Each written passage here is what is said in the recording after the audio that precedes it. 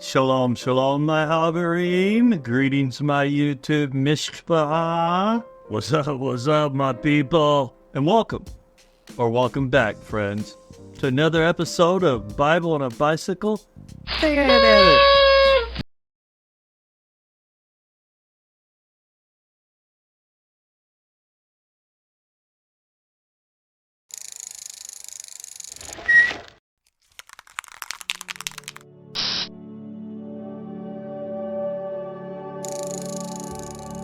The original manuscript, to when the Portent actually was available. Yeah, it was pushing a long period of time, and we went, it went through several, printings and publications and whatnot. So, but between the two, I guess I could say, I'd thought a lot about number two.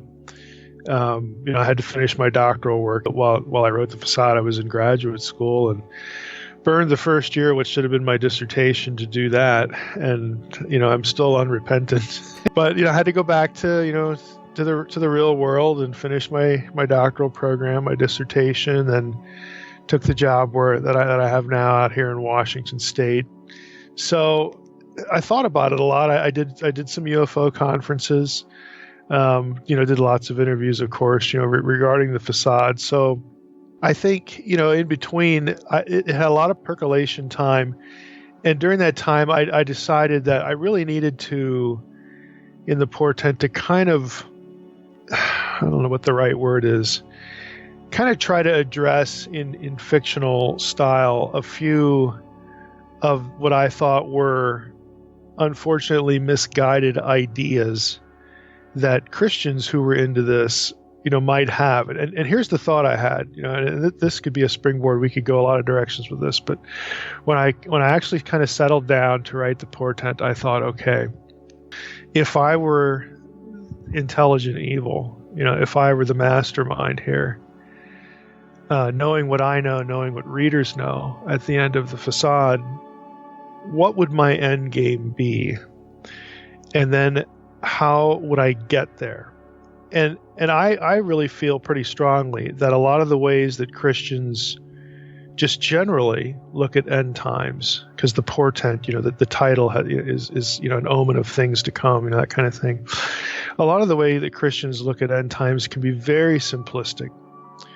And if you're into conspiracy stuff and you marry that to your eschatology, in my mind it even gets even more simplistic.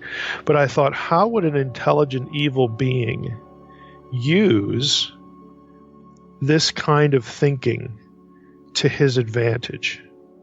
And so that became kind of the well from which I drew a lot of stuff in the Portent. And I don't want to get maybe into scenes just yet, but there is a particular scene where the evil one, looks across at the main protagonist, Brian, and says, "I'm going to tell you exactly what we're going to do, because you're not going to be able to do a thing about it, and you're going to be the one who knows when you see it happening that it's all a sham, and it's designed, to target people like you." So that was what turned the wheels during the writing of the story. How would intelligent evil use the Bible and biblical misconceptions and flawed thinking that a lot of Christians have? How would he use it to his advantage to get what he wants? The typical thinking that gets parroted from one Christian network to another Christian network, and by network I mean a series of contacts, not TV. And era to era, church to church, that kind of thing, without ever being examined. And of course, the villain, in the story, the colonel, is not privy to that conversation, that statement of Father Benedict to Brian in the Facade. But yet, he understands Brian well enough to know that this is going to burn within him to tell people what he's seen and his perception of what's going on. And so the colonel basically enjoys that I want you to know what's going on because I want it to hurt. I want you to realize that you're helpless. You're going to basically watch the whole thing burn. This thing, believing Christianity, you're going to watch it burn. You're going to watch it die by its own hand. And you're going to be one still small voice out there saying, this isn't what you think it is. But he basically is going to be able to control and point to all sorts of signs and wonders and other points of validation that will drown Brian out. And he knows that. And he's engineering the circumstance by which Brian will be in that situation. And he could kill him. The colonel could kill him at any point. But he just tells him, as long as you are interesting, as long as you sort of amuse me, I'm going to keep you around. And I want it to hurt. One of the big things in both the Facade and the Portent is the power of the unseen hand, the providence. And the colonel is not in as much control as he thinks he is. And the people, who are on the right side here are, when it comes to facing a supernatural evil, in many regards they're powerless. But they have providence on their side. In many cases, they don't even know it. And so the Portent deals a lot with real simple themes like do the right thing when you can, and trust God that it'll contribute to something. It will accrue to something. And that's what the good guys in the book try to do. And they do what they can. They do what they can. And of course, the evil thinks it's in complete control of the situation, but that's not actually the case. There are things going on that are unknown to the powers of darkness as they are. The story, as it unfolds, the reader will understand that the story is the fiction. In other words, all the dots are real, but how I connect the dots, that's the fictional part. But I want people to sort of grasp that, again, if I were intelligent evil, I could use a number of things to manipulate people's thinking. And if I can think of ways to do this, somebody who's actually in a position to do harm and to do evil, and again, intelligent supernatural evil, they can think of ways to do this too, to use real facts, real data, real this or that, to manipulate how people think and then move the herd to where they want them to go, to draw the conclusions they want them to draw. Because if you want to affect a mass of people, you have to affect their thinking. You have to make them think the thoughts you want them to think. And I think the best way to do that is to show them things that are real and then tell them how to parse it. That's where the manipulation comes in. He and Melissa, of course, wind up in a situation where they, are living together. He wanted it to be, well, let's pretend we're brother and sister, and she convinces him like it makes more sense to say we're married. And so it's kind of an awkward relationship. It's pretty evident, at the end of the first book, he loves her, but he just feels like this is just I'm so overmatched here. She is just so far out of my league. This is just kind of ridiculous, and tries to more or less move on, but he's very protective of her. So, he wants some sort of arrangement where he can kind of keep an eye on her that, because they're both living under the fear of exposure. Somebody's going to find out who we really are, what happened to us this summer. If they find out, then our enemies are going to find out. So they're just trying to be normal, trying to blend in initially. And for her, it's working a little bit better than it is for him. Well, they encounter a girl. They're in North Dakota, which is the last place either of them thought they would ever be.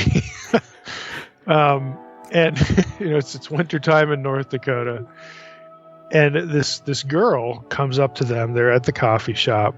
Again, Melissa's trying to humanize him, so they're trying to teach him how to act more like they're a couple. And then this girl just sort of bursts in, and she's convinced that she knows who Melissa really is. Like she recognizes her.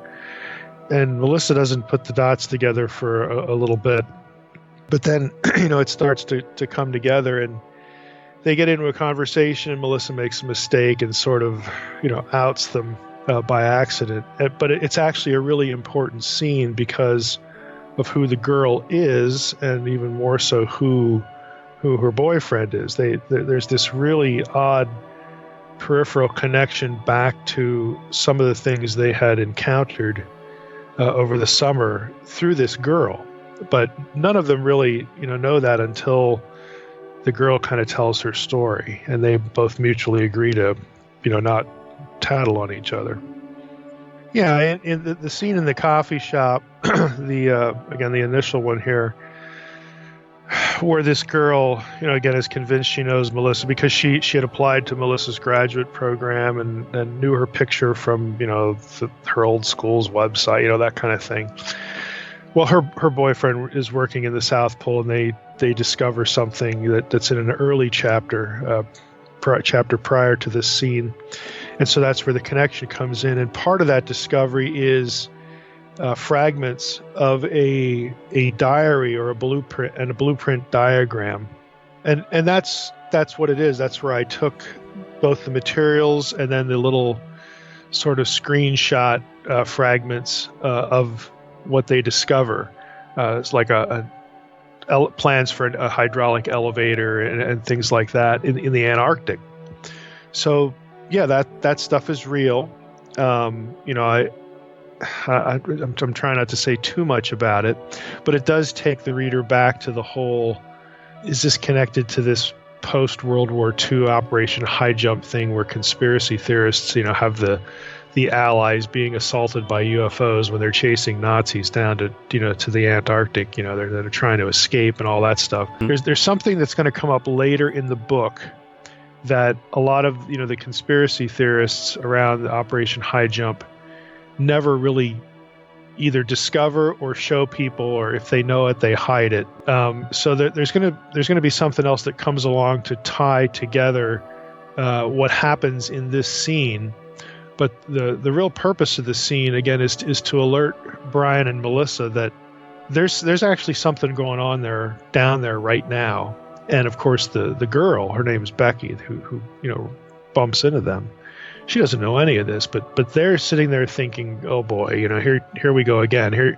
Here's another piece of this, and we have a context for this that she doesn't. So what do we do with it? And they wind up coming up with a plan to get copies and preserve it and whatnot, and everybody's just going to shut up from this point and protect this or that.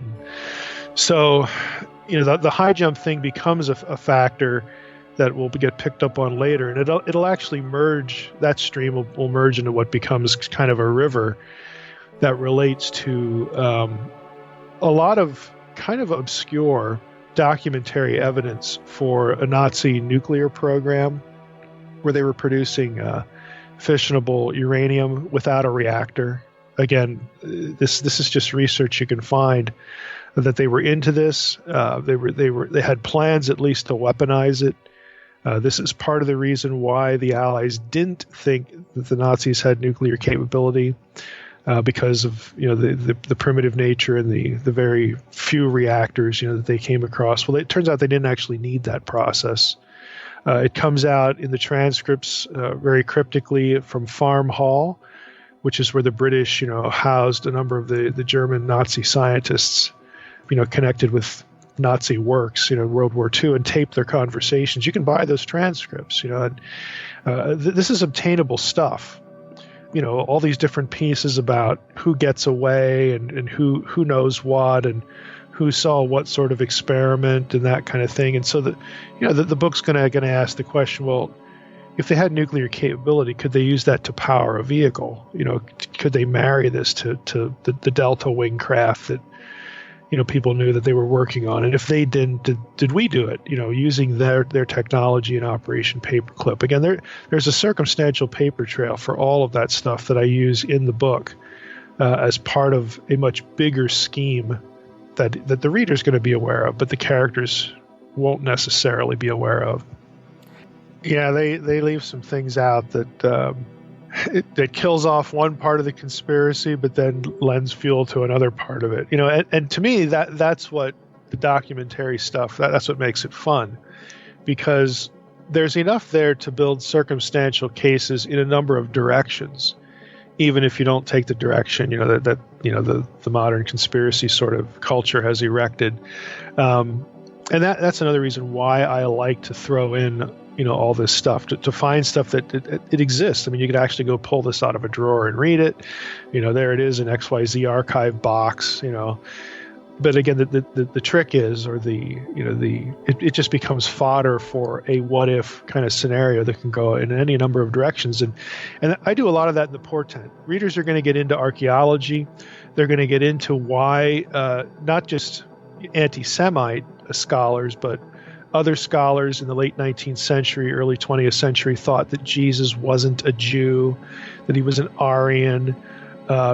I spent a lot of time. I did a lot of research reading on what we call, Aryan mythology or Aryan racial theory, which is bigger than the Nazi Ahnenerbe. It goes into India and why, basically how racial theorists during and after the Age of Discovery, when all these other peoples are being discovered, and why, wow, where are they in the Bible? They're not there. What in the world's going on? All this stuff. How all these racial theories developed, and what was done with them. And again, it's kind of like the Facade. There's another dozen pools to play in when it comes to subject matter that I pull, real discussions out of, discussions over translating this or that text or this artifact or whatever, and then marry it to modern technology and come up with a story. I just think that's interesting for the reader. Because again, it's kind of like one of those Sherlock Holmes things. Once you get to the end and you see how the things were connected, you go back, and it's like, yeah, that's real. This thing's over here real. And if those two things did meet, that this is what they, what they would produce. If you married them, this is where you'd go. That sort of thing. I think it becomes interesting and entertaining for the reader, and for me, again, if I were this supernatural evil mind, that I was aware of a whole lot of things that most people aren't. What would I use to influence thinking and move the herd, to drive them to the place that I want them to be? So it's very useful for that kind of technique, that reason. Neff is very wealthy, uber wealthy.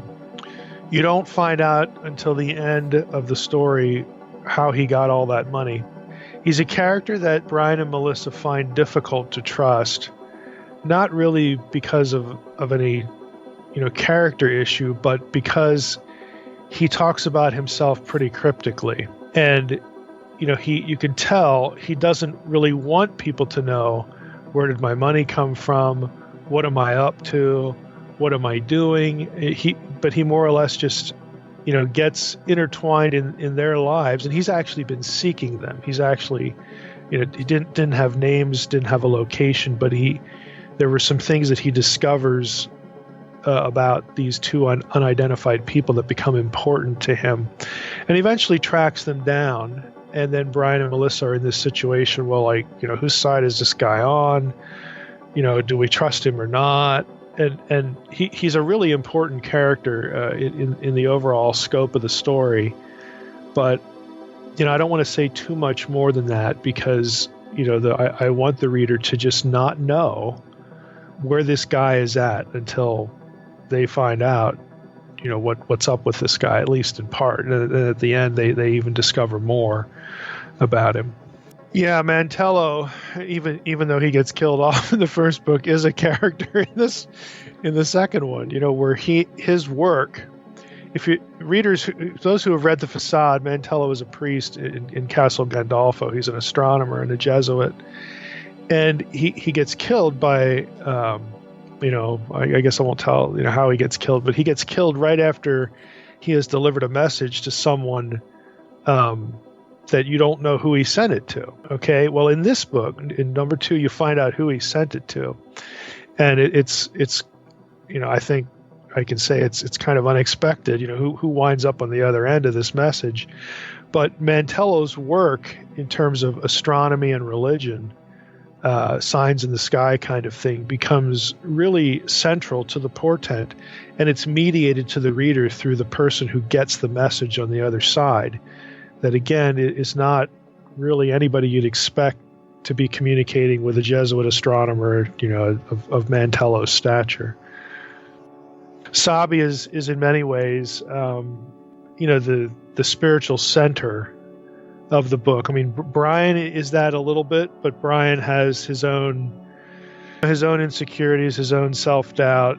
In terms of doing the right thing, Brian is going to do the right thing even when it hurts, even when it's stupid. That's just who he is. He's predictable in that sense, very willing to sacrifice, but still, Sabi, the new character, is in many ways the orienting point for how we should be thinking about what God is up to in this mess, or this thing that we're all frightened of, and we don't know what's going to happen. And he is a paraplegic. He's Eastern Orthodox. He was a soldier. His paralysis comes from an injury. That's military war related. Was in a very terrible situation in Eastern Europe. Basically, put away in a home and routinely abused. But he gets delivered, from that situation by a very overtly point of divine intervention, and that sort of brings him back, as a Christian, brings him back, to a position of faith, where basically all he can really do is pray and meditate and advise, and he's the spiritual focus of the group in which he finds himself in, and I think there's a line. The group is called Miklat, which means haven, and they don't really make any big decisions without unanimous consent, but especially Sabi. If Sabi thinks we should do this, then we do it. If he doesn't, then we don't. So he's almost really a leader, of this group, despite his physical infirmities. He is the villain, from the first book. But he's actually more of a villain than the characters even realize. But he is looking for them for an altogether different reason. And again, when he is able to engineer circumstances that force Brian and Melissa to come out of hiding, then that's when you get to see what he's really all about. He is the one that basically just puts it all on the table. You're wondering what I'm up to. Well, I'm going to tell you. I'm going to give you all the details, and I'm even going to tell you why, and I'm even going to tell you how, because I want it to hurt. Again, you interest me because I enjoy watching you suffer.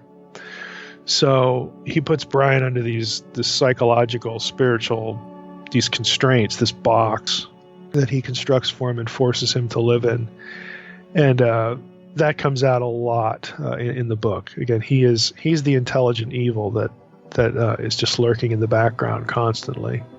I liked the idea of, again, pretending to be the intelligent evil mastermind. I want my own main character, who is me in a lot of respects in my college years. Not that I wanted to make myself suffer, but I liked that because of the approach, the idea.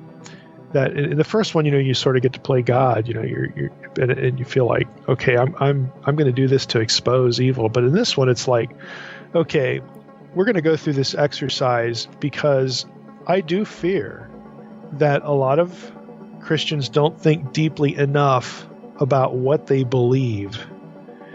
And I fear that evil can use our own thinking against us and our own Bible against us if we don't think well.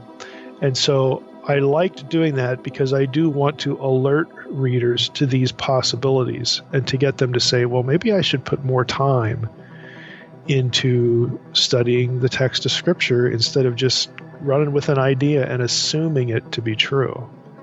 I think when people do that, it's not a sinister thing. I think it's more of a reflex. It just is what it is. But, I was able to, in this book, in the Portent, and because I approached it the way I did, I think it does provide a service to get people in a different way. Again, using fiction, and again, you know that it's the evil guy, pulling the switches here, but in a different way to get people to think about, well, okay, yeah, I believe that, but I could see where that could really be off, and if I'm wrong here, then boy, somebody could use that to do this thing over here, to show how ideas are connected to each other.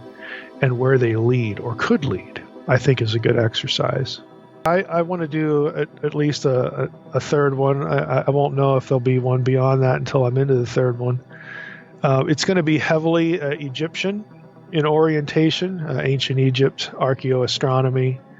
I'm tentatively titling it The Nexus, which speaks to the interconnectivity of ancient sites around the world, but Egypt's going to be a key to understanding those connections. So that's about all I can say about it now. It'll riff off the astronomy stuff. We'll kick that can down the road a little bit. I can't say too much about the dark side of it because if people haven't read the Portent, then I might ruin something there. But those are the basics. Pastors, ministers, teachers at all levels of sort of shielding people from information that's in the Bible or dismissing really good questions people have about the Bible. Oh, that's not important. It's not about Jesus. Whatever. Just to deflect interest away from Scripture, to me, is just a very bad idea. Hope to see you here next time. And until next time, remember, Yeshua, Jesus loves you. And so do I. Now get off here, go ride your bike, and read your Bible.